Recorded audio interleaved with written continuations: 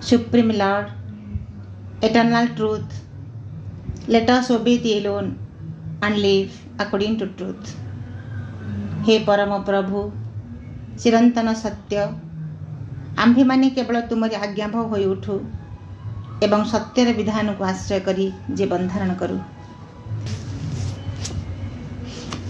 माँ को अपार कृपा बल आमे माँ से दिव्य ग्रंथ words of the mother volume 1 T को आलोचना पर्याक्रम कर आसुछे।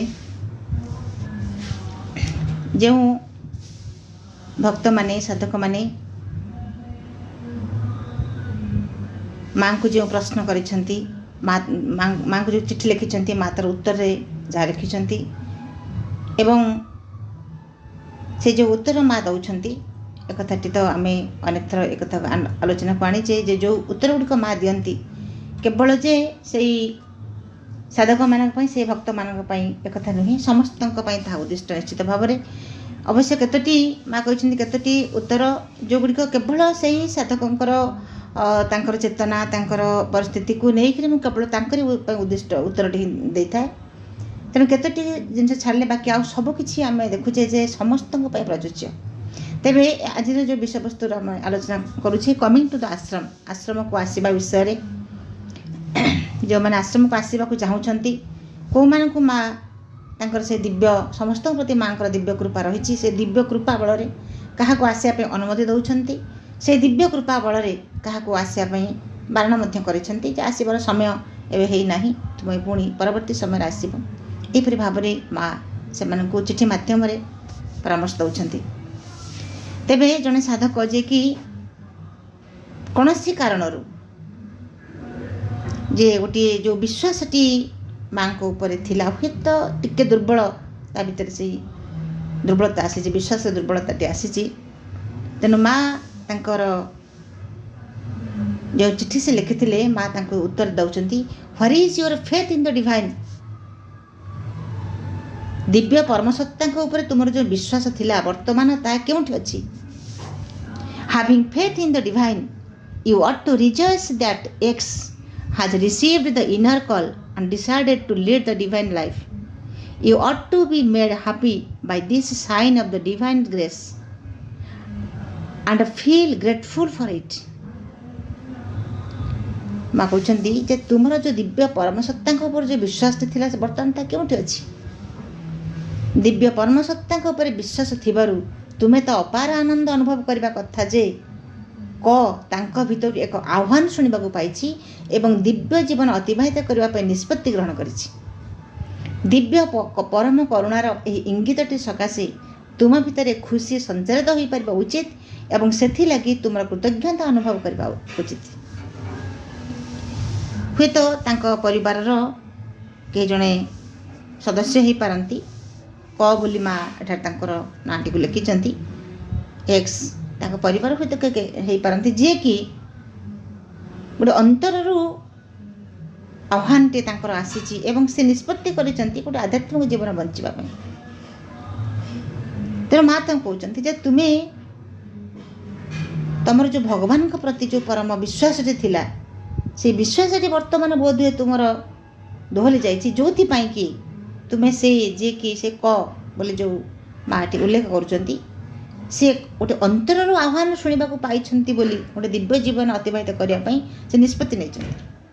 तेणु तुम्हें ए कौन प्रकार एत तुम भर एत गोटे जो आसूची विव्रत भाव से मोटे रहा कथा नुहे। वास्तव में अंतर आह्वान आसिले कहीं भी रहीपर ना। गौतम बुद्ध को किसी भी बंधन तांको बांधि पारला नहीं, सब बंधन को काटिदे गौतम बुद्ध मत चली आसिले। राज्य राजसिंहासन सुंदरी पत्नी पुत्र कन्या समस्त को छाड़ी से चली आसिले। तेणु गोटे अंतर गोटे आह्वान से अंतर आह्वान टे न आसी अंतर आह्वान टे न आसी आज जो आम पाठचक्र विभिन्न आम ऑनलाइन बसुचे जहाँकि पूज्य रघु भाई भितर से आह्वान टे आसी गोटे अंतर आह्वान अंतर डाकर ये गोटे एवं से अंतर आह्वान टे आसी बोली भाई व्यवस्था कले ना गोटे किसी आम गोटे ऑनलाइन माध्यम आम कि प्रभुंर माँ कथा को आलोचना करवा जहाँकि अनेक जदि आम 30-35 भितर जदि जनक भितर भी से कथाटी गोटे साइकिक ओपनिंग आसी जाए ता मध्य माँ कार्य होगला बोली जाना अर्थात जी परसेंट लोक गोटे अचेतन भितर थिले से गोटे तो प्लस पॉइंट आसला जड़े तो उठला जड़े तो जनकर तो तंद्रा भाजला जे ना मत माँ को कार्य करने को हम एत कथा रही एत अमूल्य संपदा भितर रही हीरा नीला मोती माणिक्य तो आहुरी मूल्यवान जहाँकि तार कौन सी कलना करहब ना प्राइसलेस तार मूल्य कहीं कलना करें ना आ भर एत अमृत रही आलोचना ये जो प्रभुंर माँ ग्रंथ भितर तेणु ये गोटे अंतर आह्वान तेणु भाई तेणु माँ कहते जे जदि तुमर से व्यक्ति जनक जार कि अंतर आह्वान आसी से गोटे दिव्य जीवन अतिबाहित करने निष्पत्ति नौ तुम ए विव्रत हमारे कौन से कारण ना एवं जार साइकिक ओपन थाए जार अखंड विश्वास थी भगवान प्रति तार निश्चित भाव में साइकिक ओपनिंग अच्छी एवं जार साइकिंग ओपन अच्छी से कौन कर अन्य कहार साइकिंग ओपनिंग हबार देखिब ता भीतर तो गोटे अपूर्व आनंद से अनुभव कर जहाँ भगवान काम आउ जन जोड़ी हो गले भगवान कार्य करने आउ जन तो प्रस्तुत हो गले तेणु से कौन हम ना भगवान प्रति आपे आपे कृतज्ञतार मथाटे नहीं आसब जिते आम परिवार भितर देखू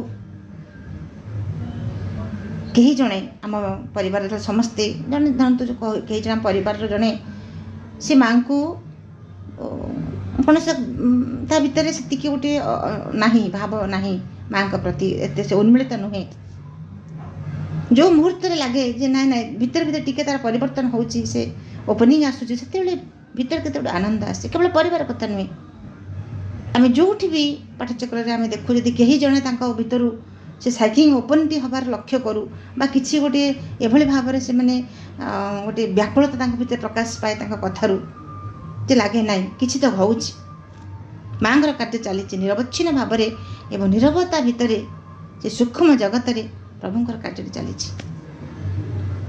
एवं जिते बड़े माँ गोटे जगह लिखिं जिते जड़े आकाश जदि झुलिकी रही आकाश झुली रही अर्थ माने कौन कूल किनारा से पाऊन कौन करी कौ बाट को आपणे नेबी कौ निष्पत्ति नेबी ये भाव में जिते जड़े गोटे गोटे त्रिशंकु अवस्था जो जड़े थी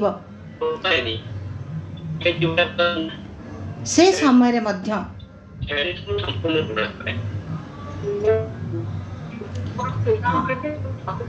जदि जड़े ये भाव में गोटे अवस्था थाए से जदि थी कौन सी गोटे त्रिशंकु अवस्था थाए एवं से समय तार सबुठ गोटे अवलंबन मुख्य अवलंबन हूँ विश्वास विश्वास ही अवलंबन माँ लिखुं कि भाव में तार कौटी भी से किसी पाऊन कौटी आश्रय नेबी कौन करी कौ निष्पत्ति नेबी यही समय अर्थात गोटे आकाश में झुली रहा भाई अवस्था जदि से थाए भी तथापि मध्य तार मुख्य अवलंबन हम विश्वास विश्वास से केवे हरैबा को दब ना पुणी भगवान प्रति जदि अखंड विश्वास रही ताहले कौन सी परिवेश कौन सी परिस्थिति मध्य से विश्वास टी आम के दोहलिबा को दबा नहीं तर माँ ये कहले her is your faith in the divine जो परम सत्ता पर तुम विश्वास था से विश्वास टी कौड़े गला कौट अच्छे से तो माँ कहते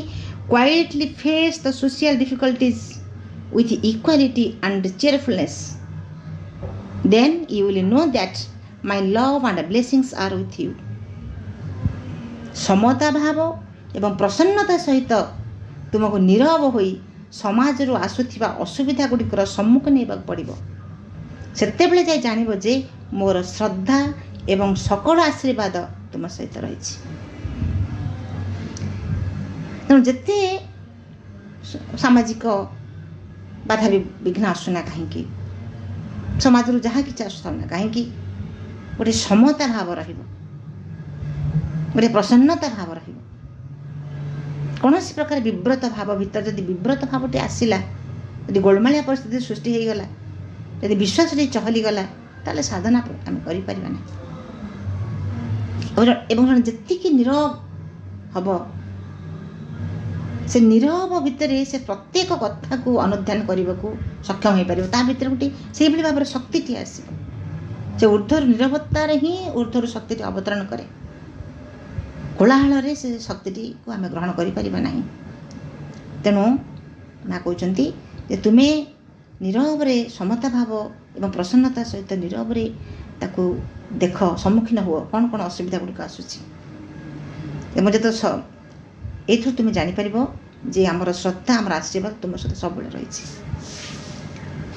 ପୁଣି ଅନ୍ୟ ଏକ ଚିଠିର ଉତ୍ତର ମା' ଲେଖୁଛନ୍ତି, ଜଣେ ହୁଏତ ବାହାରୁ ଜଣେ ଆସୁଛନ୍ତି ମା'ଙ୍କୁ ଦର୍ଶନ କରିବା ପାଇଁ, ପର୍ଯ୍ୟଟନକାରୀ ଭାବରେ ସେ ଆସୁଛନ୍ତି। ପର୍ଯ୍ୟଟନକାରୀ ଭାବରେ ସେ ଆସୁଛନ୍ତି, ଚିଠିରେ ଦେଇଛନ୍ତି ଏବଂ ଆଶ୍ରମ ରହିବାର ଅନୁମତି ମଧ୍ୟ ପ୍ରାର୍ଥନା କରୁଛନ୍ତି। ତେଣୁ ମା' ଲେଖୁଛନ୍ତି, ମୋର ପ୍ରିୟ ସନ୍ତାନମାନେ, ମୁଁ ତୁମମାନଙ୍କର ଚିଠି ପାଇଛି ଓ ତୁମମାନଙ୍କର ସଂକଳ୍ପକୁ ପ୍ରଶଂସା କରୁଛି। ମା' ଲେଖିଛନ୍ତି, ହୁଏତ ଏକାଧିକ ବ୍ୟକ୍ତି, ଜଣେ ତ ନୁହେଁ, କେତେଜଣ ଆସିବାକୁ ଚାହୁଁଛନ୍ତି, ପର୍ଯ୍ୟଟନକାରୀ ଭାବରେ ଲେଖିଛନ୍ତି ଚିଠି ଆସିବା ପାଇଁ, କିନ୍ତୁ ଚାହୁଁଛନ୍ତି ମଧ୍ୟ ଯେ ଆମେ ଆଶ୍ରମରେ ରହିବୁ। ତେଣୁ ମା' ସେମାନଙ୍କୁ କହୁଛନ୍ତି ଯେ ତୁମର ଯେଉଁ ସଂକଳ୍ପଟି ଅଛି ସେଥିପାଇଁ ତ ମୁଁ ନିଶ୍ଚିତ ଭାବେ ତୁମ ପ୍ରଶଂସା କରୁଛି, କିନ୍ତୁ ତୁମେ ଏଠାରେ ପ୍ରକୃତରେ ରହିପାରିବ କି ନ ରହିପାରିବ ତା ମଧ୍ୟ ତୁମ ପାଇଁ ଗୋଟେ ପରୀକ୍ଷା। ତୁମେ ଏଠାରେ ରହିପାରିବ କି ନ ରହିପାରିବ ସେ କଥାଟି ମଧ୍ୟ ତୁମକୁ ଦେଖିବାକୁ ହେବ। କାରଣ ଅନେକ ପୂର୍ବରୁ ମଧ୍ୟ ଆମେ ଦେଖିଛେ, ଯେଉଁମାନେ ଆସିବା ପାଇଁ ସଂକଳ୍ପ କରନ୍ତି ତାଙ୍କ ଭିତରେ ଗୋଟେ ଇଚ୍ଛା ଜାଗରିତ ହୁଏ ଯେ ଆମେ ଆଶ୍ରମରେ ରହିବୁ, କିନ୍ତୁ ଆଶ୍ରମରେ ଆସି ରହିଲା ପରେ ପୁଣି ଇଚ୍ଛା କରନ୍ତି ପୁଣି ସେଇ ତେଲ ଲୁଣ ସଂସାର ଭିତରେ, ଓହୋ କେତେ ଆନନ୍ଦରେ ଆମେ ଥିଲୁ, କେତେ ଖୁସିରେ ଥିଲୁ, ଏଠି ତ ଗୋଟିଏ ଯେମିତି ଗୋଟିଏ କ'ଣ ହାତ ପାଦରେ ବେଡ଼ି ପଡ଼ିଲା ଭଳିଆ ତାଙ୍କୁ ଲାଗେ, ନା ଏଠି ଭଲ ଲାଗୁନି। ଯେମିତି ପୂର୍ବରୁ ଆମେ ଗୋଟେ ଉଦାହରଣ ଦେଇଥିଲେ ରାମକୃଷ୍ଣ ପରମହଂସଙ୍କର, ଯେ ଗୁରୁଙ୍କ ପାଖରେ ରହି ସେ ସଂସାର କଥା ଚିନ୍ତା କରିବା ଅପେକ୍ଷା ବରଂ ସଂସାର ଭିତରେ ରହି ଗୁରୁଙ୍କୁ ଧ୍ୟାନ ଧାରଣା କରିବା ଶ୍ରେୟସ୍କର।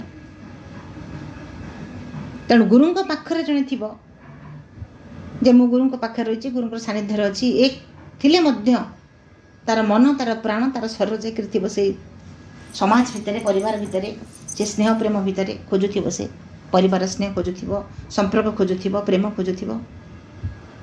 ତା ଅପେକ୍ଷା ବରଂ ସେଇ ସଂସାର ଭିତରେ ରହି ନିରନ୍ତର ଭାବରେ ଗୁରୁଙ୍କୁ ଧ୍ୟାନ ଯଦି ଜଣେ କରିପାରୁଛି, ତାହା ହେଉଛି ସର୍ବୋତ୍ତମ। ତେଣୁ ମା' ତାଙ୍କୁ କହୁଛନ୍ତି ଯେ ତୁମେ ଯେତେବେଳେ ତୁମ ଭିତରେ ସେ ସଂକଳ୍ପଟି ଆସିଯିବ ଯେ ନାଇଁ ମୁଁ ରହିପାରିବି, ତୁମେ ଏଠି ନ ରହିପାରିବ, ଯଦି କୌଣସି ଭାରତବର୍ଷରେ ଯଦି ଆଉ କେଉଁଠିକି ତୁମେ ମଧ୍ୟ ଚାଲିଯାଅ ଏବଂ ସେଠି ମଧ୍ୟ ରହିଲା ପରେ ଜାଣିବାକୁ ପାଇବ ଯେ ନାଇଁ ମୁଁ ରହିପାରିବି, ମୋ ପରିବାରକୁ, ମୋ ସଂସାରକୁ, ମୋ ପରିବେଶକୁ ତାକୁ ଛାଡ଼ି ଦେଇକରି ମୁଁ ରହିପାରୁଛି, ଏ ସଂକଳ୍ପଟି ମୋ ଭିତରେ ଯେତେବେଳେ ତୁମ ଭିତରେ ଦୃଢ଼ ହେବ, ସେତେବେଳେ ତୁମେ ମୋ ପାଖକୁ ଚିଠି କ'ଣ ଲେଖିବ? ଗୋଟେ ପର୍ଯ୍ୟଟନକାରୀ ଭାବରେ ଚିଠି ଲେଖିବ ନାହିଁ। ସେତେବେଳେ ତୁମେ ଛାତ୍ର ବା ଶିକ୍ଷକ ହେବାର ଅନୁମତି ପତ୍ର ନେଇ ଏଠାକୁ ଆସିବାର ବ୍ୟବସ୍ଥା କରିବ। ତେଣୁ ପ୍ରଥମେ ନିଜକୁ ପ୍ରସ୍ତୁତ କର। ଏବଂ ଗୋଟେ ପ୍ରସ୍ତୁତି ଗୋଟେ ସବୁଠାରୁ ଗୋଟେ ବଡ଼ କଥା, ସବୁଠୁ ଆମ ସମସ୍ତଙ୍କ ଜୀବନରେ ଗୋଟେ ପ୍ରସ୍ତୁତି, ବିନା ପ୍ରସ୍ତୁତିରେ ହେଇପାରିବ ନାହିଁ କିଛି। ତେଣୁ ଆମକୁ ଗୋଟିଏ ସେଇ ପ୍ରସ୍ତୁତି, ଯେମିତି ମା' ଗୋଟେ ବାଣୀ ମା'ଙ୍କର ପଢ଼ିଲେ, ମା' କହୁଛନ୍ତି ତାଙ୍କୁ ତାଙ୍କ ଜନ୍ମଦିନ ଥାଏ, ମା' ତାଙ୍କୁ କହୁଛନ୍ତି ସନ୍ଧ୍ୟା ଦର୍ଶନରେ ଯେ you go take rest and be prepare to receive my blessings. ମା' କହୁଛନ୍ତି ତୁମେ ଏବେ ଯାଇ ବିଶ୍ରାମ ନିଅ ଏବଂ ନିଜକୁ ପ୍ରସ୍ତୁତ କର କାଲି ମୋର ବ୍ଲେସିଂକୁ ଗ୍ରହଣ କରିବା ପାଇଁ। ଅର୍ଥାତ୍ କେତେ ଆନ୍ତର ପ୍ରସ୍ତୁତ, ମା'ଙ୍କର ସେ ବ୍ଲେସିଂସଟିକୁ ଗ୍ରହଣ କରିବା ପାଇଁ ଆନ୍ତର ପ୍ରସ୍ତୁତି ଦରକାର। ସେମିତି ଖାମଖିଆଲ ଢଙ୍ଗରେ ଆମେ ଯାଇ ଜଣେ ମା'ଙ୍କୁ ଦର୍ଶନ କରି ତାଙ୍କଠୁ ବ୍ଲେସିଂ ନେଇଆସିବ, ସେ କଥା ନୁହେଁ, ସେପରି ନୁହେଁ। ସେ ଆନ୍ତର ପ୍ରସ୍ତୁତି, ସେ ବ୍ଲେସିଂସଟି ପାଇଲା ପରେ ତା ଭିତରେ ଗୋଟେ ଆନନ୍ଦ, ତା ଭିତରେ ପୁଲକ, ତା ଭିତରେ ଯେଉଁ ଗୋଟେ ପ୍ରେମମୟ ଗୋଟେ ଅବସ୍ଥାକୁ ସେ ଚାଲି ଆସିବ। ସେ ଅବସ୍ଥାଟି ଆସିବା ପାଇଁ ତାକୁ ପ୍ରସ୍ତୁତି ଦରକାର, ଆନ୍ତର ପ୍ରସ୍ତୁତି। ତେଣୁ ମା ସେଇ ଭକ୍ତମାନଙ୍କୁ କହୁଛନ୍ତି ଯେ ତୁମେ ଯେତେବେଳେ ପ୍ରସ୍ତୁତ ହୋଇଯିବ, ତୁମ ସଂକଳ୍ପଟି ଯେତେବେଳେ ଦୃଢ଼ ହୋଇ ଉଠିବ, ସେତେବେଳେ ତୁମେ ଆଉ ପର୍ଯ୍ୟଟନକାରୀ ଭାବରେ ଆସିବା ପାଇଁ ଏଠିକି ଚିଠି ଲେଖିବନି। ତୁମେ ସେତେବେଳେ କେମିତି ଆସିବ ନା ଜଣେ ଛାତ୍ର ହିସାବରେ ଆସିବ ବା ଗୋଟେ ଶିକ୍ଷକ ହେବାର ଅନୁମତି ପତ୍ର ନେଇ ତୁମେ ଏଠିକି ଆସିବ। ଏବଂ ଆଉ କେହି ଜଣେ ଯିଏକି ଆଶ୍ରମକୁ ଆସି ରହିବା ପାଇଁ ମାଆଙ୍କ ପାଖକୁ ଚିଠି ଲେଖୁଛନ୍ତି। ମା ତାଙ୍କୁ ଲେଖୁଛନ୍ତି, ମୁଁ ଅତ୍ୟନ୍ତ ଦୁଃଖିତ, ମାତ୍ର ଆଶ୍ରମବାସୀମାନଙ୍କର ସଂଖ୍ୟାରେ କୌଣସି ବୃଦ୍ଧି କରିବା ଆମ ଲାଗି ବର୍ତ୍ତମାନ ଆଦୌ ସମ୍ଭବ ହେଉନାହିଁ। ଯେଉଁମାନେ ବର୍ତ୍ତମାନ ଏଠାରେ ଅଛନ୍ତି ସେମାନଙ୍କର ନିର୍ବାହ କରିବା ମଧ୍ୟ ବେଶ୍ କଷ୍ଟକର ହୋଇପଡ଼ୁଛି। ଅବଶ୍ୟ ସାଧନା ଲାଗି ଏକ ଯଥାର୍ଥ ଆହ୍ୱାନ ଦ୍ୱାରା ପ୍ରେରିତ ହୋଇ ଯେଉଁମାନେ ଏଠାକୁ ଆସୁଛନ୍ତି ସେ ଅଳ୍ପ କେତେ ଜଣଙ୍କ ଲାଗି ସର୍ବଦା ଏକ ବ୍ୟତିକ୍ରମ କରାଯାଉଛି।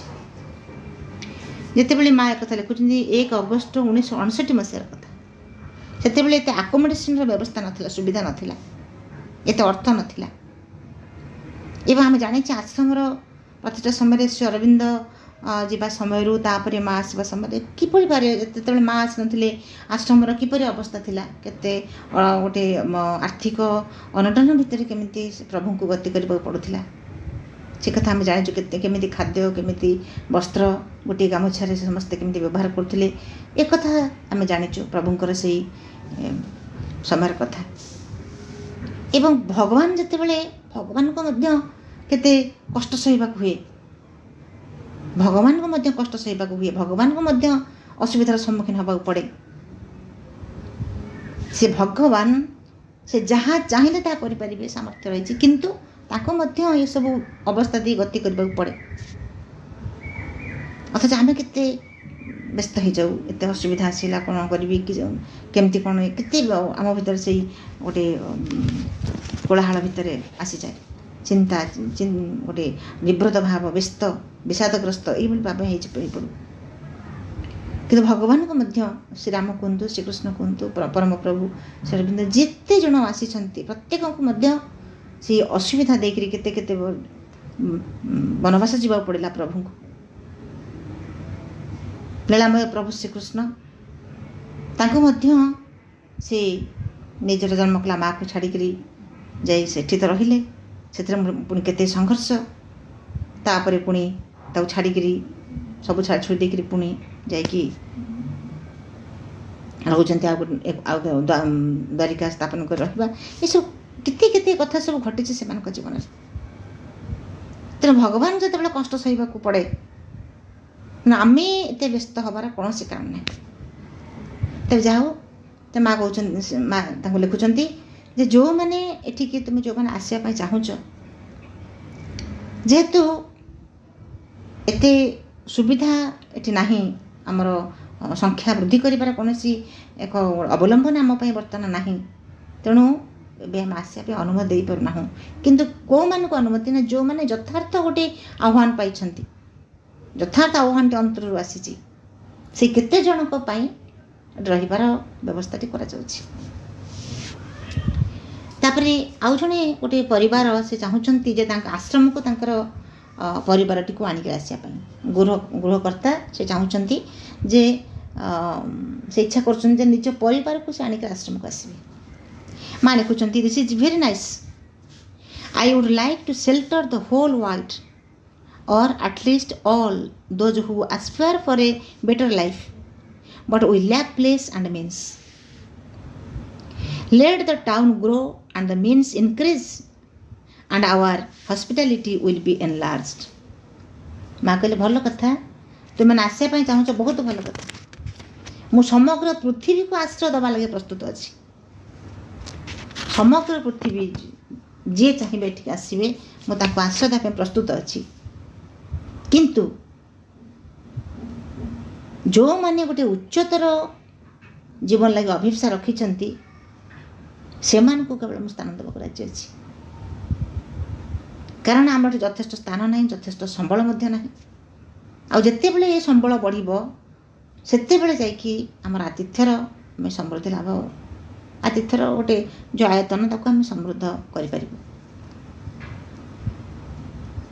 ଏଠି ମା ଯେଉଁ କହୁଛନ୍ତି ସମଗ୍ର ପୃଥିବୀକୁ ଆଶ୍ରୟ ଦେବା ପାଇଁ ମୁଁ ପ୍ରସ୍ତୁତ। ଏବଂ ଦେଖିବାକୁ ଗଲେ ମା ତ ସମଗ୍ର ପୃଥିବୀକୁ ନିଜ କୋଳରେ ହିଁ ଆଶ୍ରୟ ଦେଇଛନ୍ତି। ସମଗ୍ର ପୃଥିବୀ ତାଙ୍କରି ପାଖରେ ସମାହିତ। ଆମେ ସମସ୍ତେ ତାଙ୍କରି କୋଳରେ ରହିଛୁ। କିନ୍ତୁ ଏ ସ୍ଥୂଳ ଜଗତର କଥା ମା କହୁଛନ୍ତି ଯେ ସ୍ଥୂଳ ଭାବରେ ଜଣେ ଯେତେବେଳେ ଆଶ୍ରମ ଆସି ରହିବାକୁ ଚାହୁଁଛି ସେତେବେଳେ ସେ ଆକୋମୋଡେସନର ଯେହେତୁ ଏତେ ସୁବିଧା ହେଇନାହିଁ, ତେଣୁ ମା ସେମାନେ କହୁଛନ୍ତି ଯେ କେବଳ କେତେକ ମାତ୍ର ଯେଉଁମାନେ ଗୋଟେ ଉଚ୍ଚତର ଜୀବନ ଲାଗି ଅଭିଳାଷା ରଖିଛନ୍ତି ସେଇମାନଙ୍କୁ କେବଳ ଆସିବା ପାଇଁ ଆମେ ଅନୁମତି ଦେଉଛୁ ବର୍ତ୍ତମାନ ପାଇଁ। ପୁଣି ଜଣେ ଲେଖୁଛନ୍ତି ମଦର, will my children whose pictures you have already seen be able to come here eventually? May I have your protection for them? ସେ ଲେଖୁଛନ୍ତି ମା, ମୋ ପିଲାମାନେ ଆପଣ ଯେଉଁମାନଙ୍କର ଫଟୋ ଦେଖିଛନ୍ତି ଭବିଷ୍ୟତରେ ସେମାନେ ଏଠାକୁ ଆସିପାରିବେ ତ? ମୁଁ ସେମାନଙ୍କ ଲାଗି ଆପଣଙ୍କର ସୁରକ୍ଷା ଭିକ୍ଷା କରିପାରିବି କି? ମାଆଙ୍କ ପାଖକୁ ଆସିବା ପାଇଁ ସେ ପ୍ରାର୍ଥନା କରୁଛନ୍ତି। 24 ମାର୍ଚ୍ଚ 1966ରେ ମା ତାର ଉତ୍ତର ଦେଉଛନ୍ତି। ତାଙ୍କ 3ଟି ସନ୍ତାନ। ମା ଲେଖୁଛନ୍ତି 3 ଜଣଙ୍କ ଲାଗି ମୋର ଆଶୀର୍ବାଦ ଅବଶ୍ୟ ରହିଛି। ସେମାନଙ୍କର ଏଠାକୁ ଆସିବା ବିଷୟରେ କହିବାକୁ ଗଲେ ଏଥିରେ ସମ୍ପୂର୍ଣ୍ଣ ଭାବରେ କୌଣସି ନିଶ୍ଚୟତା ନାହିଁ ଯେ ବଡ଼ 2 ଜଣ ପ୍ରକୃତିରେ ଆସିବା ଲାଗି ଇଚ୍ଛା କରିବେ। ଏ ବିଷୟରେ ସେମାନଙ୍କର ନିଜ ଇଚ୍ଛା ଥିବା ଆବଶ୍ୟକ। ଏବଂ ତୃତୀୟଟି ଏତେ ସାନ ଯେ ନିଶ୍ଚିତ କରି କିଛି ବି ତା ବିଷୟରେ କହିହେବ ନାହିଁ। କିନ୍ତୁ ତା ଭିତରେ ଅନେକ ପ୍ରତିଭାର ପ୍ରତିଶ୍ରୁତି ରହିଛି। ମା କହୁଛନ୍ତି ଯେ ଯେଉଁ ପିଲାମାନଙ୍କୁ ସନ୍ତାନମାନଙ୍କୁ ତୁମେ ଏଠାରେ ଆଣିବା ପାଇଁ ଚାହୁଁଛ ସେ 3ଟି ସନ୍ତାନ କଥା ମା ତ ସବୁ ଜାଣିପାରନ୍ତି କେଉଁମାନଙ୍କ ଭିତରେ କେତେ ପ୍ରସ୍ତୁତି ରହିଛି। ତେଣୁ ମା କହିଲେ ଯେ ତୁମେ ଯେଉଁ 2 ଜଣ ତୁମର ଯେଉଁ ବଡ଼ 2 ଜଣ ଅଛନ୍ତି ସେମାନେ ଯେ ପ୍ରକୃତରେ ଏଠିକି ଆସିବା ପାଇଁ ଇଚ୍ଛା କରୁଥିବେ ସେଥିରେ ମୋର ସନ୍ଦେହ ରହିଛି। ଆଉ ଯେଉଁ ସାନ କଥାଟି କହୁଛ ସେ ଏତେ ସାନ ଯେ ତା ବିଷୟରେ ତ କିଛି କହିହେବନି। ତଥାପି ମା କହୁଛନ୍ତି ଯେ ତା ଭିତରେ ଅନେକ ଗୋଟେ ପ୍ରତିଭାର ପ୍ରତିଶ୍ରୁତି ରହିଛି, ପୂର୍ଣ୍ଣ ହେଇକି ରହିଛି। ଭବିଷ୍ୟତକୁ ସେ କ'ଣ ହେବ ଗୋଟେ ପ୍ରତିଭା ତା ଭିତରେ ଅଛି, ଲୁକାୟିତ ହେଇକି ଅଛି। ପୁଣି ମା ଆଉ ଯେଉଁ ଲେଖୁଛନ୍ତି ଏକଥା ବସ୍ତୁତଃ ଅପରିହାର୍ଯ୍ୟ ଯେ ଏଠାରେ ରହିବା ନିମନ୍ତେ ଉପଯୁକ୍ତ ହେବା ପୂର୍ବରୁ ତୁମର ସ୍ୱଭାବରେ କୌଣସି ନା କୌଣସି ବସ୍ତୁର ଏକ ମୌଳିକ ପରିବର୍ତ୍ତନ ଏକାନ୍ତ ଆବଶ୍ୟକ।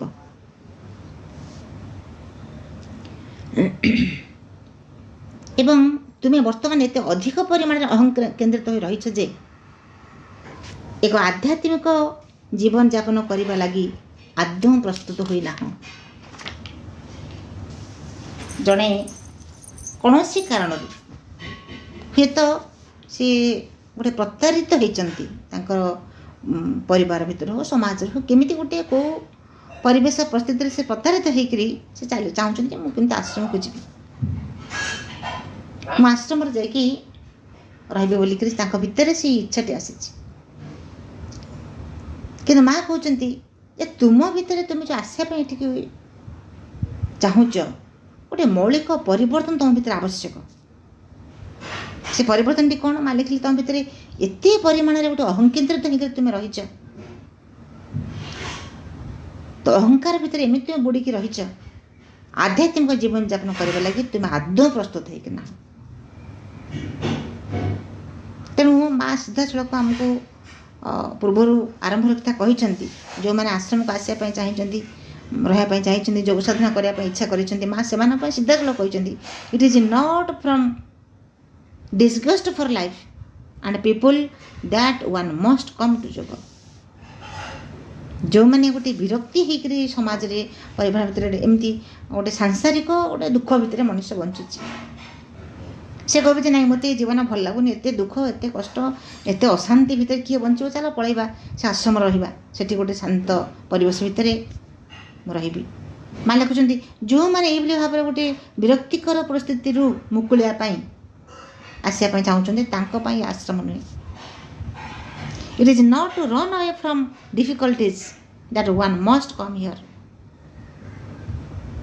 ଯେଉଁମାନେ ଗୋଟିଏ ଡିଫିକଲ୍ଟିଜ୍ ଭିତରୁ ଅସୁବିଧା ଭିତରୁ ପଳାୟନ କରିବା ପାଇଁ ଚାହୁଁଛନ୍ତି, ଜୀବନରେ ତ ଆସିବ ଦୁଃଖ କଷ୍ଟ ଯନ୍ତ୍ରଣା ଆସିବ, ତାକୁ ସାମ୍ନା ନ କରି ଯେଉଁମାନେ ଚାହୁଁଛନ୍ତି ଯେ ଏଠୁ ଆମେ ଛାଡ଼ଛୁଡ଼ି ଦେଇକି ସବୁ ଆଶ୍ରମକୁ ଚାଲିଯିବା, କଥା ଅନେକ ସମୟରେ ମଧ୍ୟ ପିଲାଟି ଦିନେ ମଧ୍ୟ ଶୁଣିଥିଲି, ଯେତେବେଳେ କୌଣସି ପଣ୍ଡିଚେରୀ କଥା ମୁଁ ଜାଣିନଥିଲି, କେବଳ ସେ ଶବ୍ଦଟି ମୋ ଭିତରେ ଆସିଥିଲା, ଶୁଣିଥିଲି ମୁଁ ପିଲାଟି ଦିନେ ଗାଁରେ ଥିଲାବେଳେ, ଯେ କିଏ ଇଏ ସଂସାର ଭିତରେ ରହିବ, ଏତେ ଦୁଃଖ, ଚାଲ ପଣ୍ଡିଚେରୀ ପଳେଇବା, ସେଠି ସମସ୍ତେ ରହିପାରୁଛନ୍ତି, ସେଠି ପଳେଇଲେ ଶାନ୍ତିରେ ମଣିଷ ରହିବ। ଏକଥା ମଧ୍ୟ ମୁଁ ଶୁଣିଥିଲି ଯେ ପଣ୍ଡିଚେରୀ ଆଶ୍ରମଟେ ଅଛି ଯେଉଁଠିକି ଇଏ ଅଶାନ୍ତି ଭିତରୁ ପଳାୟନ କରିକି ସେଠି ରହିବା ପାଇଁ, ଶାନ୍ତିରେ ରହିବା ପାଇଁ ଲୋକ ଚାହୁଁଛନ୍ତି। ତେଣୁ ମା ଲେଖିଲେ, it is not to run away from difficulties that one must come here. ଯେଉଁମାନେ ଜୀବନରୁ ପଳାୟନ କରିବା ପାଇଁ ଚାହୁଁଛନ୍ତି, ଅଭାବ ଅସୁବିଧାକୁ ସାମ୍ନା କରିବେ ନାହିଁ, ତାକୁ ଛାଡ଼ଛୁଡ଼ି ଦେଇକରି ଚାଲି ଆସିବାକୁ ଚାହୁଁଛନ୍ତି, ତାଙ୍କ ପାଇଁ ମଧ୍ୟ ଆଶ୍ରମ ନୁହେଁ। It is not even two find the sweetness of love and protection. ମାଙ୍କର ସେ ସୁରକ୍ଷା ଭିତରେ, ପ୍ରେମ ଭିତରେ, ସେ ମଧୁରତା ଭିତରେ ଜଣେ ବଞ୍ଚିବା ପାଇଁ ଯଦି ଏଠିକି ଆସିବାକୁ ଚାହେଁ, ତା ମଧ୍ୟ ନୁହେଁ, ତା ପାଇଁ ମଧ୍ୟ ଏ ଆଶ୍ରମ ନୁହେଁ, ତା ପାଇଁ ଯୋଗ ନୁହେଁ କି ଆଶ୍ରମ ନୁହେଁ। ତେଣୁ ମା ସେଇ ଭକ୍ତଙ୍କୁ କହୁଛନ୍ତି ଯେ ତୁମ ଭିତରେ ଏମିତି ଗୋଟିଏ ଅହଂ ରହିଛି, ଅହଂ କେନ୍ଦ୍ର ଥାଇକି ତୁମେ ଏମିତି ରହିଛ ଯେ ଆଶ୍ରମରେ ଗୋଟେ ଆଧ୍ୟାତ୍ମିକ ଜୀବନଯାପନ କରିବ, ସେଥିପାଇଁ ତୁମେ ଆଦୌ ତୁମ ଭିତରେ ପ୍ରସ୍ତୁତି ହୋଇନାହିଁ। ଏବଂ ଅହଙ୍କାର ଯେ କି ଗୋଟେ ସାଧନାର ସମ୍ପୂର୍ଣ୍ଣ ଭାବରେ ଗୋଟେ ପରିପନ୍ଥୀ, ସାଧନାର ସବୁଠୁ ବଡ଼ ଅବଷ୍ଟାକଲ୍, ସେ ଅହଙ୍କାର ଭିତରେ ଜଣେ ଯେତେବେଳେ ଜୀବନ ବଞ୍ଚୁଛି, ସେ କେମିତି ଆଧ୍ୟାତ୍ମିକ ଜୀବନଯାପନ କରିବ? ତେଣୁ ତାକୁ ଗୋଟିଏ ବିରାଟ ପ୍ରସ୍ତୁତି ତା ପାଇଁ ଆବଶ୍ୟକ ଅଛି। ଏବଂ ଶ୍ରୀ ଅରବିନ୍ଦ ଏଇ ଅହଙ୍କାର ବିଷୟରେ ଗୋଟେ ସୁନ୍ଦର କଥା ଲେଖିଛନ୍ତି। ପ୍ରଭୁ ଲେଖୁଛନ୍ତି, the divine is everywhere and in all, but this is a world of ignorance in which each one is separated from the divine within him by his ego, and he acts according to the ego and not according to the divine. When he sees the divine in all, then he begins to have the right consciousness and be free. ମା ଲେଖିଲେ, ଶ୍ରୀଅରବିନ୍ଦ ଲେଖିଲେ, the divine is everywhere and in all. ସବୁ ଭିତରେ ଭଗବାନ ଅଛନ୍ତି, ସବୁଠାରେ ସମସ୍ତଙ୍କ ଭିତରେ ଭଗବାନ ଅଛନ୍ତି। କିନ୍ତୁ ମଣିଷ କ'ଣ କରୁଛି, ଗୋଟେ ସେପାରେଟେଡ଼ ଫର୍ମ ହେଇକରି ସେ ରହିଛି। କାହିଁକି ନା ତାର ଯେଉଁ ଗୋଟେ ଅଜ୍ଞାନତା ତା ଭିତରେ ରହିଛି, ତା ଭିତରେ ଯେଉଁ ଅହଙ୍କାରଟି ରହିଛି, ସେ ଅହଙ୍କାରଟା ତାକୁ କ'ଣ କରୁଛି ନା ଗୋଟେ ସେପାରେଟ୍ କରି ରଖିଛି ସେ ଭଗବାନଙ୍କ ଠାରୁ ଏବଂ ନିଜ ଠାରୁ ଗୋଟେ ସେପାରେଟ୍ କରି, ଗୋଟେ ବିରାଟ ଗୋଟେ ପ୍ରାଚୀର ଠିଆ କରିଦେଇଛି। ଏବଂ ସେ କ'ଣ କରୁଛି, କାମ କେମିତି କରୁଛି? ସେ କାମ କରୁଛି according to his ego. Hi acts according to the ego. ତାର ସେଇ ଅହଙ୍କାର ଅନୁଯାୟୀ ସେ କାମ କରୁଛି, but not according to the divine. ସେ ତାର ସେ ଯେଉଁ କାର୍ଯ୍ୟ ସବୁ କରୁଛି, ସେ ଭଗବାନଙ୍କ ଯେଉଁ କାର୍ଯ୍ୟ କରୁଛି, କାହା ଅନୁସାରେ କରୁଛି ନା ସେ ହୋଷ୍ଟାଇଲ୍ ଫୋର୍ସ ଅନୁସାରେ କରୁଛି, ତା ନିଜ ଇଚ୍ଛା ଅନୁସାରେ କରୁଛି, ଭଗବାନଙ୍କର ଦିବ୍ୟ ଇଚ୍ଛା ଅନୁସାରେ ନୁହେଁ। ଯେହେତୁ ତା ଭିତରେ ଗୋଟେ ଅଜ୍ଞାନତା ଅଛି, ସେ ବୁଝିପାରୁନାହିଁ ଯେ ମୋ ଭିତରେ ଭଗବାନ ଅଛନ୍ତି, ସବୁଠି ଭଗବାନ ଅଛନ୍ତି, ସମସ୍ତଙ୍କ ଭିତରେ ଭଗବାନ ଅଛନ୍ତି। ଏବଂ when he sees the divine in all, ଯେତେବେଳେ ସେ ଦେଖେ ତା ଭିତରେ ଯେତେବେଳେ ଗୋଟେ ପରିବର୍ତ୍ତନ ଆସେ, ତା ଭିତରେ ସେଇ ଚକ୍ଷୁଟି ଯେତେବେଳେ ଖୋଲିଯାଏ, ସେ ଅନ୍ତର୍ଜ୍ଞାନଟି ଯେତେବେଳେ ତାର ସେ ମୁକ୍ତ ହୋଇଯାଏ, ସେତେବେଳେ ସେ ଦେଖେ he sees the divine in all। ସେ ସମସ୍ତଙ୍କ ଭିତରେ ସେ ଭଗବାନଙ୍କୁ ଦେଖିବାକୁ ପାଏ। ଏବଂ ଯେତେବେଳେ ସେ କଥାଟି ଦେଖେ, then he begins to have the right consciousness and be free। ତାପରେ ସେ କ'ଣ କରେ, ତାର ସେଇଠୁ ତାର ଗୋଟେ ଯଥାର୍ଥ ଚେତନା ଜାଗ୍ରତ ହୁଏ ଏବଂ ସେଇଠୁ ସେ ତାର ଯୋଗ ଜୀବନ ଆରମ୍ଭ କରେ। ତେଣୁ ମା କହିଲେ, ତୁମ ଭିତରେ ଯେଉଁ ଅହଂ ଭାବ ନେଇକରି ତୁମେ ବଞ୍ଚିଛ, ସେ ଅହଙ୍କାର ଯେପର୍ଯ୍ୟନ୍ତ ତୁମ ଭିତରେ ଅଛି, ତୁମେ କେମିତି ଆଶା କରୁଛ ଗୋଟେ ଆଧ୍ୟାତ୍ମିକ ଜୀବନ ବଞ୍ଚିବ? ତ ଆଧ୍ୟାତ୍ମିକ ଜୀବନ ଯାହା ଗୋଟିଏ ସୂର୍ଯ୍ୟଙ୍କ ଉପରେ ତେଜିଆନ, ଯେଉଁଠି କେବଳ ଆଲୋକ ହିଁ ଆଲୋକ। ତେଣୁ ଯେତେବେଳେ ତୁମ ଭିତରେ ଅନ୍ଧକାର ଏବଂ ଆଲୋକ ଏତେ ଏକାଠି ରହିପାରିବେ ନାହିଁ। ଏମିତି ଆମେ ଭାବିବା ଯେ ଯାହା ମୋ ଭିତରେ ଟିକେ ଅଳିଆ ରହିଛି ସେ ଥାଉ, ଚଳିବ, ଏବଂ ଭଗବାନଙ୍କର ଆଲୋକ ଟିକେ ମୋ ଭିତରେ ମଧ୍ୟ ପଡ଼ିବ, ଏ କଥା ହେବ। ଦୁଇଟା ଯାକ ଆମ ଭିତରେ ରହିପାରିବେ ନାହିଁ। ଏବଂ ଭଗବାନଙ୍କ ଏ ଅନ୍ଧକାରଟି ଗଲେ ଭଗବାନଙ୍କ ଆଲୋକ ଆସିବ, ସେ କଥା ନୁହେଁ। ଭଗବାନଙ୍କ ଆଲୋକ ଆସିଲେ ଅନ୍ଧକାରଟି ଦୂର ହେବ। प्रथमे आम भगवान को आवाहन करवा এবং যে পর্যন্ত অহংভাবটি ଆମ ଭିତରେ ଥିବ ସେ ପର୍ଯ୍ୟନ୍ତ ସେ ଆଲୋକ ଆସିପାରି ଭିତରକୁ ଆସିପାରିବ ନାହିଁ କି ତାର କ୍ରିୟା କରିପାରିବ ନାହିଁ। ପୁଣି ମା ଲେଖିଲେ, ଯଦି ତୁମେ ବର୍ତ୍ତମାନ ସାଧାରଣ ଜୀବନଟିର ସମ୍ମୁଖୀନ ହେବାକୁ ଯିବ ଏବଂ ସ୍ୱାର୍ଥପର ଭାବରେ ନିଜ ଜୀବନଟିକୁ ବଞ୍ଚିବା ଲାଗି ଆଶ୍ରମରେ ବାସ କରିବାକୁ ଏକ ବାହାନା ପରି ବ୍ୟବହାର କରିବା ପରିବର୍ତ୍ତେ ଯଦି ବାହାରେ ଅନ୍ୟମାନଙ୍କ ସହିତ ତଥା ଅନ୍ୟମାନଙ୍କ ସକାଶେ ଜୀବନ ବଞ୍ଚି ଶିଖିବ, ତେବେ ତାହା ହିଁ ତୁମ ଲାଗି ହିତକାର ପାଇବ। ମା ଲେଖିଲେ, ତୁମେ ଯେତେବେଳେ ତୁମେ ଚାହୁଁଛ ଆଶ୍ରମକୁ ଆସିବା ପାଇଁ, କାହିଁକି ନା ଗୋଟେ ସ୍ୱାର୍ଥପର ଭାବରେ କୌଣସି ଗୋଟେ ସମାଜରେ ବା ପରିବାର ତୁମେ ପ୍ରତାରିତ ହେଇଛ, ସେ ପ୍ରତାରିତ ଜୀବନ ଅଶାନ୍ତ ଜୀବନରୁ ମୁକ୍ତି ପାଇବା ପାଇଁ ତୁମେ କ'ଣ କରୁଛ ନା ତୁମ ପାଇଁ ହେଉଛି ଏକ ଢାଲ ହେଉଛି ଆଶ୍ରମ। ଆଶ୍ରମ ହେଉଛି ତୁମ ପାଇଁ ଗୋଟେ ବାହାନା। ଏଠି ଆସି ରହିବା ପାଇଁ ତୁମେ ଯେଉଁ ବାହାନା କରୁଛ ଯେ ଆଶ୍ରମରେ ମୁଁ ରହିଯିବି, ଏଇ ଯେଉଁ ବାହାନା ପରିବର୍ତ୍ତେ ତୁମେ କ'ଣ କରିବ ନା ଅନ୍ୟମାନଙ୍କ ସହିତ ଅନ୍ୟମାନଙ୍କ ସକାଶେ ଜୀବନ ବଞ୍ଚିବ। ଅନ୍ୟମାନଙ୍କ ସହିତ ଅନ୍ୟମାନଙ୍କ ପାଇଁ ଜୀବନ ବଞ୍ଚିବାକୁ ଆଗେ ଶିଖ, ତାହେଲେ ତୁମ ଲାଗି ସେଇଟା ହିଁ ହିତକାରକ ହେବ। ମା କହିଲେ, ଏଠିକି ଆସିବା ଅପେକ୍ଷା ପ୍ରଥମେ ଅନ୍ୟମାନଙ୍କ ପାଇଁ ଜୀବନ ବଞ୍ଚିବା ଶିଖିବା। ଏଇଟା ଗୋଟେ ହେଉଛି କ'ଣ ଗୋଟେ ସାଇକିକ୍ ରିଲେସନ୍। ତ ଅନ୍ୟମାନଙ୍କ ପାଇଁ ଜଣେ ଜୀବନ ବଞ୍ଚିବା ଶିଖିଯାଏ, ଗୋଟେ ସାଇକିକ୍ ରିଲେସନ୍ ତା ଭିତରେ ଆସେ। ଏବଂ ଯେତେବେଳେ ସାଇକିକ୍ ରିଲେସନ୍ ତା ଭିତରେ ଆସିବ, ଅଟୋମେଟିକାଲି ସେ ଅନ୍ୟମାନଙ୍କ ପାଇଁ ଜୀବନ ବଞ୍ଚିବା ଶିଖିବ। ଅନ୍ୟମାନଙ୍କର ସୁଖ ଦେଖିଲେ ସେ ସୁଖୀ ହେବ, ଅନ୍ୟମାନଙ୍କ ଦୁଃଖ ଦେଖିଲେ ସେ ଦୁଃଖିତ ହେଇ ପଡ଼ିବ। ତା ହୃଦୟରୁ ସେଇ ଦୁଃଖ ମୋଚନ ପାଇଁ ତା ଭିତରୁ ପ୍ରାର୍ଥନାଟି ଆସିବ। ତେଣୁ ଆମେ ଯଦି ଦେଖିବା ସେଇ କାର୍ଯ୍ୟ ଆମର ସେଇ ପୁରୁଣା ଆମର ମୁନି ଋଷିମାନଙ୍କ ପାଖକୁ ଆମେ ଯିବା, କେତେ ସମୃଦ୍ଧ ହେଇଛି ଆମର ବେଦ ବେଦାନ୍ତ। ସେଇ ମୁନି ଋଷିମାନଙ୍କର ସେଇ ଯେଉଁ ପବିତ୍ର କଥା କହିଛନ୍ତି, ସର୍ବେ ଭବନ୍ତୁ ସୁଖିନ। ସର୍ବେ ଭବନ୍ତୁ ସୁଖିନ ଯେତେବେଳେ କୁହାଯାଉଛି, ଭାବନ୍ତୁ ଯେ ସର୍ବେ ଭବନ୍ତୁ ସୁଖିନ କହିଲେ କାହାକୁ କୁହାଯାଉଛି? ସର୍ବେ ଭବନ୍ତୁ ତ ସମସ୍ତେ ସୁଖ ରୁହନ୍ତୁ। ସେ ସମସ୍ତଙ୍କ ଭିତରେ ନିଜର ଶତ୍ରୁଟିଏ ମଧ୍ୟ ରହୁଛି। ଶତ୍ରୁ ଅଛି, ମିତ୍ରଟିଏ ମଧ୍ୟ ଅଛି, ସାଧୁ ଅଛି, ଚୋରଟିଏ ମଧ୍ୟ ତା ଭିତରେ ଅଛି। କେତେ ମହାନ ଆଦର୍ଶର କଥା ମୁନି ଋଷିଗଣ କହିଯାଇଛନ୍ତି। ସର୍ବେ ଭବନ୍ତୁ ସୁଖିନ ସର୍ବେ ସନ୍ତୁ ନିରାମୟ ସର୍ବେ ଭଦ୍ରାଣୀ ପଶ୍ୟନ୍ତୁ ମା କଶ୍ଚିତ୍ ଦୁଃଖ ଭବେତ୍।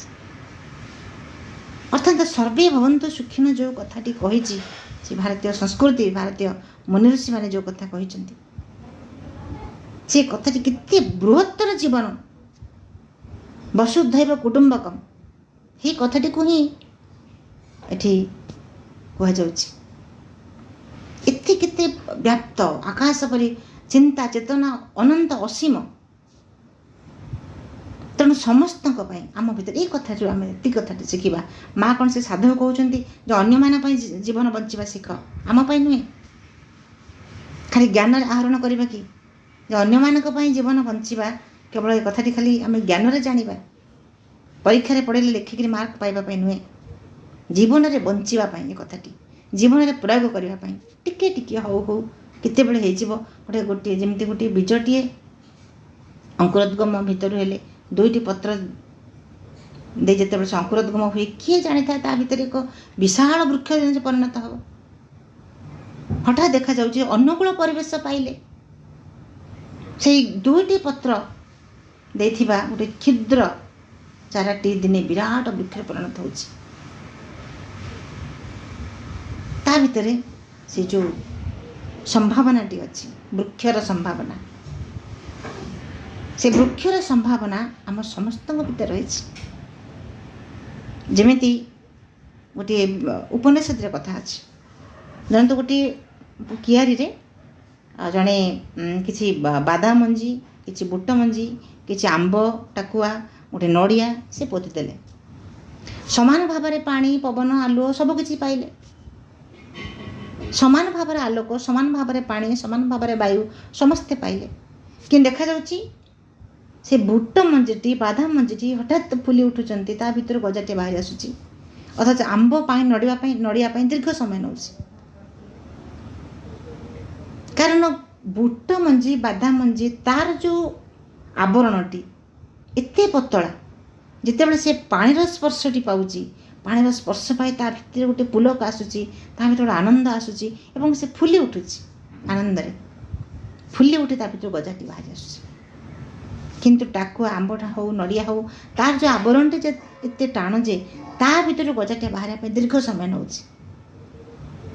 ତେବେ ଆମେ ସେଇ ବୁଟ ମଞ୍ଜି, ସେଇ ବାଦାମ ମଞ୍ଜି ପରି ଆମର ଆବରଣଟିକୁ ଏତେ ପତଳା କରିବା ଯେମିତି ପ୍ରଭୁଙ୍କର କୃପା, ଖାଲି ଟିକିଏ କୃପାର ବାରି ଆମ ଭିତରେ ପଡ଼ିବା କ୍ଷଣି ଆମର ସାଇକିକ୍ଟି ଓପନିଂ ହେଇ ଉଠିବ। ତେଣୁ ଏ ଯେଉଁ ଅହଂଭାବ, ଏ ଯେଉଁ ଈର୍ଷା, କ୍ରୋଧ, ଯାହା ସବୁ ଗୋଟେ ହୋଷ୍ଟାଇଲ୍ ଫୋର୍ସର କାମ, ତାକୁ ଆମେ ଆମ ଭିତରକୁ ଆସିବାକୁ ଦେବା ନାହିଁ। ପୁଣି ମା ଲାଷ୍ଟ ଗୋଟେ କଥା କହିଲେ, ସେତିକି କହି ଆମେ ଆଜିର ଶେଷ କରିବା। ପ୍ରତ୍ୟେକ ବ୍ୟକ୍ତିର ସ୍ୱନିର୍ବାଚିତ ପଥରେ ଯିବା ଲାଗି ଅଧିକାର ଅବଶ୍ୟ ରହିଛି, ମାତ୍ର ତଥାପି ଉପଯୁକ୍ତ ସ୍ଥାନରେ ହିଁ ସେହି ପଥଟିରେ ଗତି କରିବାକୁ ପଡ଼ିବ। ଏବଂ ଏହା ଅତ୍ୟନ୍ତ ସ୍ପଷ୍ଟ କଥା ଯେ ତୁମେ ଯେଉଁ ପଥଟିକୁ ବାଛି ନେଇଛ, ଆଶ୍ରମ ସେଥିଲାଗି ଆଦୌ ଉପଯୁକ୍ତ ସ୍ଥାନ ନୁହେଁ। ମା କହୁଛନ୍ତି ପ୍ରତ୍ୟେକ ବ୍ୟକ୍ତି ପାଇଁ ଗୋଟେ ରହିଛି, ମାର୍ଗ ରହିଛି, ସେ କେଉଁ ବାଟରେ ଯିବ। ରାମ ଯେଉଁ ବାଟରେ ଯାଉଛି ଦାମ ସେ ବାଟରେ ଯିବ ବୋଲି ମାନେ ନାହିଁ, ଦାମ ଯେଉଁ ବାଟରେ ଯାଉଛି ଶ୍ୟାମ ସେ ବାଟରେ ଯିବ ବୋଲି କୌଣସି ନିୟମ ନାହିଁ। ଯେଝା ବାଟରେ ଯେଝା ସାଧନା ମାର୍ଗରେ ସମସ୍ତେ ଯେଝା ବାଟରେ ଯିବେ। କିନ୍ତୁ ମା ସେଇ ବ୍ୟକ୍ତିଙ୍କୁ କହୁଛନ୍ତି ସମସ୍ତଙ୍କ ପାଇଁ ଯଦି ବା ଗୋଟିଏ ରହିଛି ମାର୍ଗ, କିନ୍ତୁ ତୁମେ ଯେଉଁ ପଥଟିକୁ ବାଛି ନେଇଛ ସେ ପଥଟିରେ ସେ ବାଟଟି ଆଶ୍ରମ ପର୍ଯ୍ୟନ୍ତ ଆସିନାହିଁ, ସେ ବାଟଟି ଆଶ୍ରମ ଆଡ଼କୁ ନୁହେଁ,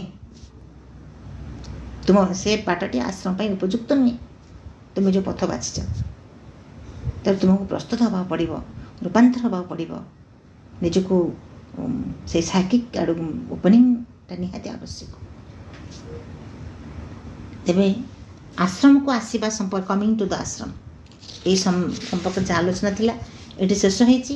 ୟା ପରେ ଆସୁଛି ଆଶ୍ରମରୁ ଚାଲିଯିବା ବିଷୟରେ। କେତେଜଣ ଆଶ୍ରମକୁ ଆସିବା ପାଇଁ ବ୍ୟାକୁଳ, ଆଉ କେତେଜଣ ଆଶ୍ରମକୁ ଆସିକରି ପୁଣି ଚାଲିଯିବା ପାଇଁ ବ୍ୟାକୁଳ। ତେବେ ଆମେ ପରବର୍ତ୍ତୀ ସମୟରେ ଆଶ୍ରମକୁ